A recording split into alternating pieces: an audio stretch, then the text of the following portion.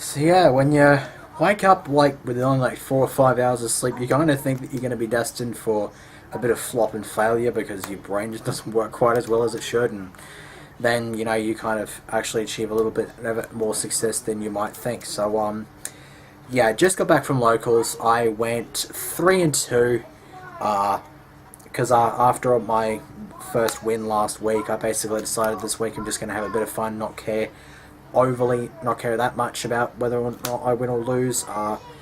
And so, and since this is probably my last local for the format, because I think like there should be two more locals before the change of format, but but I don't think I'm going to bother showing to either one of them. I might show up to the very last one, but see what happens. But I figured I would basically just sort of come up with something incredibly random. Well, not so much come up with, but just just decided, looked around, found a deck that caught my eye, and found it to be quite interesting. And that deck is Rank Up Gadgets. Playing this just because I can, basically. Actually did pretty well. There were a few games which I had really, really shit hands, and it just sort of lacked in inconsistency a bit. But other than that, I kind of liked the way it performed. I'm gonna go through the deck list first, and then go through my round pairings and stuff like that. So start things off with nothing that's even actually related to gadgets or rank ups. Triple Machina Fortress, because you're running the gadget sort of thing, and you need some extra monsters in there. So it's just like, why not throw the machines in here? Then we have triple game frame to get your searching for those fortresses, or you can get the cannon, which I run just the one of because you don't really need more than one here. Then I run 2 green, 2 red, 2 yellow. The deck list that I actually saw on the web, that I sort of like got the inspiration for this deck from, was running 3 of them, which I just didn't like at all. Like I sort of think 2 is perfectly fine for the purposes that I would like to serve. Although, having said that, there have been a couple of cases where I've gone into one of the gadgets and I haven't actually had a target to search. So I don't know.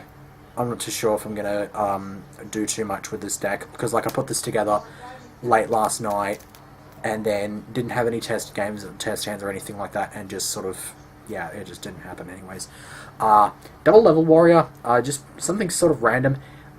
This is actually a pretty good little card to have, because as was stated in the deck list I saw, compared to stuff like Thrasher and Kage Takage, Tin Plate Goldfish, that sort of thing, you can easily, like, like most of the stuff you can just chain stuff to, like for Tin Plate, if it gets Veiler, you're in trouble. For Kage Takage, they can chain Max C, and that kind of hurts. And Thrash is easy bottomless target, so that's why I sort of threw this in. And for the record, it's basically, if there's no monsters on the board, you can normal summon this to level 2, which is completely irrelevant, because if your opponent's the only one with a monster on the field, you can special this, and it becomes level 4. So it's just additional stacking material to go into the Exceed monsters that you'll be ranking up into, that you'll be ranking up off of even. So one Marauding Captain is random tech, which you will see in the reason for which you'll see in the extra deck. I actually did pretty decently with it, and a double TG Striker, which actually opens up synchro plays, especially since everything's Earth, so I can be sacky like that. And then one Honest, because this is basically there for the extra deck cards, and in this situation where I can be hilarious and drop Honest on my level warrior, since it's a line as well. But it's mainly for the couple of monsters that are in the extra deck that I will almost certainly be summoning most cases. Anyways, in terms of the spells, start off with double Rank Up Magic Nimron Force and the 1 Variance Force. This is in here because I just didn't have a 3rd Nimron Force to work with. I picked this over Limited Force because this can take an Exceeds material off an opponent's monster and add it to the ranked up monster that you get, and it actually has the same wording on this as the negation a similar sort of wording as this card that negates stuff. They rank up a monster, summons a Chaos number, or in the case of Barion's Force, you can also go with a Chaos Succeeds monster. One rank higher, and then after that summon, this negates any and all face-up cards on the field, and then of course this absorbs the Seize material. In both cases, the absorption of the material and the negation of the last thing to happen, it actually doesn't happen at the same time as the summon. So if you do get those last bits of effects off, then your newly ranked up monster can't be bottomless or torrential. They'll miss timing for it. So I kind of like that.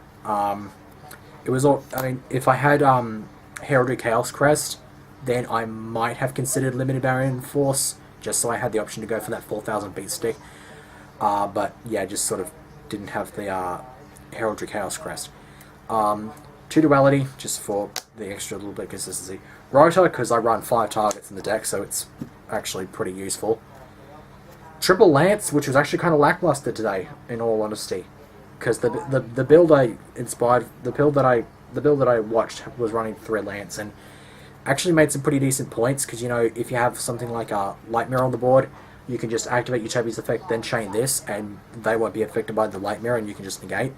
But it was a bit lackluster for me, in all honesty, because I didn't really get it off that much. I didn't really see it that much at 3.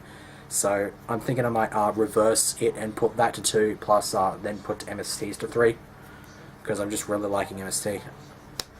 And I think maxed out. I think a 3rd MST would have been helpful in a couple of the games. Then Book of Moon, Darkhold, the standard staples. Traps, double call the Haunted, because this is actually really good if you've got like Striker. If you use if you use a Striker for a synchro play, and you have the other synchro play, because there's only 2 synchros I run on the deck. If you have the other option of the other synchro play, you can flip this and get back the Striker, and then just go for that second play. And with both the synchros on the board, it is horrendous. Like, it's a horrendous field for your opponent to face. Double T-Raw, really good chainable sort of card.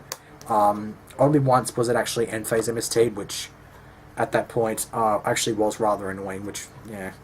And then the last 4 cards are Compulse, 7 Tools, which was actually lackluster compared to its performance in Constellas. I think Constellas can do it better, because it doesn't actually take quite as much damage from spells as this deck does.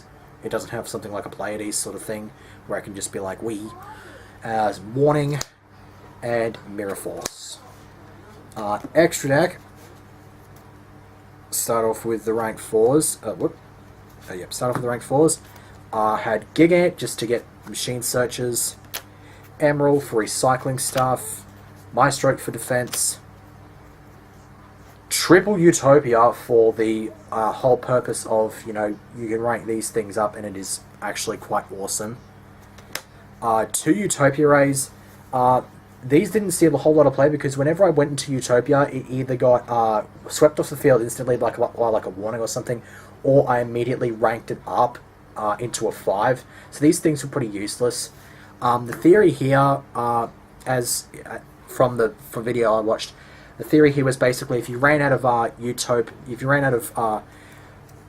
materials on this Utopia, you would just stack the Ray on top, and then from there, if you wanted to also rank it up, you would then be able to use the effect twice, which is pretty useful. And there's the rare occasion when you can use this thing, get its effect off, run over something, and then rank up into Ray V and wipe out the rest of the opponent's life points with its effect. But, you know, that's a bit of a rare thing to happen. Silent on an Arc, and then to start the Chaos numbers, Silent on a Dark, which was actually pretty damn helpful. Which I got off, I think, once, and it got... I used Arc, sucked up a High Priestess, and then went into this, and which would have been useful if Fate was not a card. I'm really, really hating that card at the moment, so just And then one of each of the rank 5 Utopia Rays, which serve different purposes. Ray V I never actually made. I was about to, in round 3, but my opponent played Book of Eclipse and set my Utopia before I could rank it up, which kind of annoyed me. Basically what this does, you detach a material, target my face and monster opponent controls, destroy it, and then they take damage equal to that monster's attack on the field. That's the one that requires Utopia as material. Aside from that, if it's destroyed by a card, by an opponent's card, then you can send an Xyz monster in your graveyard back to the extra deck. Yeah. And then as for Utopia Ray Victory, this one's infinitely better because it's glorified Ancient Gear. If it attacks, your opponent can't respond with any back row. And it also has a built-in Honest. By detaching a material, it gains the attack of the attack targets equal to the amount of the attack target's attack, which I use to seal off round 5 against Madolche, which I'll go on a tangent about later. It also negates the attack target's effects, which is actually pretty nice. And then Master of Blades, which I think I summoned once by having 2 fortresses on the field. I went for this just for the extra 100-point boost. I could have easily gone Sack or Mega, but I'm just like, couldn't really be bothered. Sack might have actually been helpful in certain situations, but like I said, the only way you'll ever go into this thing is if you have 2 fortresses on the board, and that's very unlikely. I just had it there as a what if. And then the Synchros, as you probably would have guessed by now, Beast and Barkion. Have been a couple of times when I got both of these on the field. As a matter of fact, actually no, there was only one time when I actually got both of these on the field and I still lost, which I will explain when I get to round 3, because that's when it happened. But before we go on to the tournaments thing, got to show off the side deck. Max C sided it in, I think in the later matches in the tournament. Didn't get a whole lot of pluses out of it, honestly, but I didn't play against a whole lot of decks that spammed special summoning stuff. There was a bit of the turnout for this local was considerably less than in previous ones, because when I got there, I had found out that most of them had buggered off to a regional in the area that was taking place on the same day, and it was just like, okay, cool. One system down to deal with machines. Nobody was running machines. Actually, no, I think a couple of people were running Saber Dragons, but of course didn't get drawn up against those. Space Cyclone. I don't think I've shown this off yet. I'm not too sure, but either way, I'll just go on a tangent about it and then switch the bloody sleeve over, because I've just seen that on it. This little bloody mark thing that's just all disgusting and whatnot. So I'm just going to wing this in the middle of the recording and replace the sleeve on this card. Thankfully, I never sighted it in, so I wouldn't have actually had any problems with the marked card in terms of like people saying, oh, hey, you've got a marked card and stuff like that. But yeah, the whole point of this was to deal with Silent on an Arc, because Silent on an Arc needs both of its materials to steal an opponent's monster. So you just flip this on the summon, and they go down to 1 overlay unit, and thus they're pretty much 21 beat stick that has 1 protection. This is also pretty good in the future for when Evo Singularity comes out, and you know, people like at my locals like to run different decks. You know, I could always go up against that sort of Evo deck. This is actually good to shut up Largia. They Largia, you just flip this on the summon and they become a 24 beat stick with no purpose whatsoever, unless they for some reason ran overlay regen. But yeah, likelihood. Spell Shattering Arrow. This is designed for Fire Fists, but nobody was running Fire Fists, literally. But I think all the Fire Fist players were at the regional, like I said. I got this off against Prophecy at one point and burned for 1,000 and made him miss timing with Tau, but aside from that, that was about it. D-Fissure, never saw it. Macro, I had it set up game 2 of round 3. Soul Drain, never saw it. Blackhorn, I got this once and stopped an Excite Knight from hitting the board, round 5. Double Light Mirror, it was there, but you know, whenever it was there, it was really not that handy in the long run, because I still lost those games. Double Shadow Mirror, never cited them in because I didn't have any Dark-based decks, and Double Iron Wall, which I cited in a fair few times just to avoid having to deal with stuff that banishes like our Hyperion and Fate and all that sort of jazz. So anyways, that's the entire deck. Obviously, you know, do with some working. It can do with some work. Don't know if I'm gonna do any work with that. I might do some stuff with it on DN at some point. But anyways, so as for my results, round one I played Dark Magic Lockdown. Pretty easy matchup usually. 2-0'd him once again here. Round two I played Prophecy, and pretty much the polar opposite happened. I just got 2-0'd. I just got smacked. I almost won game two because I had advantage and was beating him down with a Fortress, got him down to 16, and then he just pulled a Priestess out of the hat and just kind of overran me. Round three, I played against... Who was it round three? Oh yes, round three I played against Ancient Gears. Game one, I had both Beast and Barky on the board, but he managed to get Beast off the board by running over it, and then out of nowhere he pulls a Power Bond out, makes an 8800 Ultimate Ancient Gear Golem, summons Cyber Phoenix, and all I had was stuff that targeted machines. So I couldn't actually stop him, and he inflicted a shit ton of piercing damage and won that game. Game two, I went macro early on, put in pressure and took out that game, and then game three I literally opened the nuts and took him out in 2 turns. Just sort of ripped him apart there. Round four I played against Agents.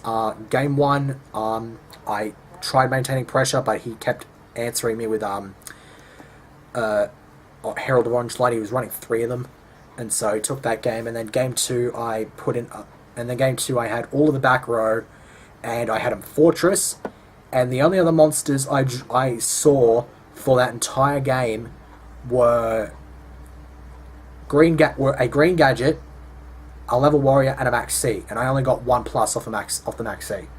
I only got one draw off the Max C, so I got 1 for 1 off the Max C, and he just kept beating me down with Shine Balls and Hecatrices until I died. And then just to rub it in the face, he got exact 0 bonus by dropping Honest over Earth for game. So just kind of sucked there. I got 2-0'd there. And then round 5 I played against Madolche. Both games I dropped Utopia Ray Victory. Pretty much shut him down there. Utopia Ray Victory clinched the game in the second game. Yeah, clinched the match game 2. Went into... I had a Gear Frame and a Red Gadget on the board. Overlaid for Utopia. It got warninged. I then specialed Level Warrior since he had a Imagine Lead on board. I then normal summoned yellow, searched green, overlay for another Utopia, ranked up into Utopia Ray Victory, and then ran over it with the 28 damage from the Honest Boost, and that was enough to seal the game. So 3 and 2, actually managed to finish 7th, so I got top 8. I played the same Prophecy player I did early in round 2. Once again, pretty much ran me at the top game 1. Game 2, I actually managed to pull something out of the hat and establish and maintain field presence and took that. And then game 3, pretty much the same as the other 3 that in which he beat me. He just sort of maintained his pressure, maintained field presence, answering my blades with pretty much everything, and sort of took me out there. So I finished up 7th overall. Much better than I thought I would do with this deck, which I had pretty much no testing doing. So kind of got that board, and I thought, you know what, maybe I felt a little bit lucky. I was feeling a little bit lucky, so I bought 6 packs of Legacy of the Valiant, and managed to pull this. I was kind of hoping for Exite Knight, but hey, I'm not going to complain about pulling this. I still made my money back purely off of this, and then obviously got a few bits and pieces and trades and stuff I bought and whatnot. So overall, it was a pretty good day. Next video I'll be doing will probably be Banlist Thought Dump when it actually comes out, because as of me actually speaking live at the moment that I'm recording this, the list has not gone up yet. OCG has theirs, but we don't have ours quite yet, which is stupid, but we hopefully should have it in the next maybe 24 to 48 hours. So that's pretty much it then. See you for either ban list, or if I decide not to be lazy anymore, and maybe I'll do Viridian Gym on Soul Silver. So yeah, whatever.